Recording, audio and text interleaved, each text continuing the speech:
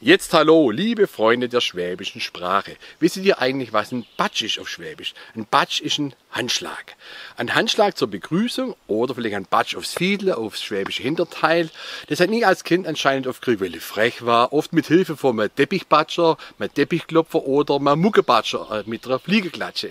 Es kann natürlich auch passieren, dass ihr von eurer Freundin mal einen Batsche Backen kriegt, weil ihr mit einem anderen Mädchen rumgeflirtet habt oder mit einem anderen Mädchen rumbussiert habt.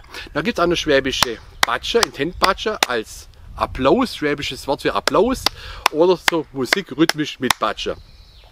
Das alles darf man jetzt aber nicht verwechseln mit Batsche, das schwäbische Wort für miteinander schwätzen, miteinander rumbatschen. Und da gibt es aber auch das herablassende Wort für ein Batschweib, eine Frau, die vorwiegend mit anderen Leuten über andere Leute schwätzt, deshalb das herablassende Wort Batschweib. So, liebe Leute, jetzt fängt es an zum Seuchen, langsam zum Regnen auf Hochdeutsch. Und bevor jetzt der Hahn batschnass wird, hören wir der Hahn auch auf. Also bis zum nächsten Mal, macht's gut. Ade.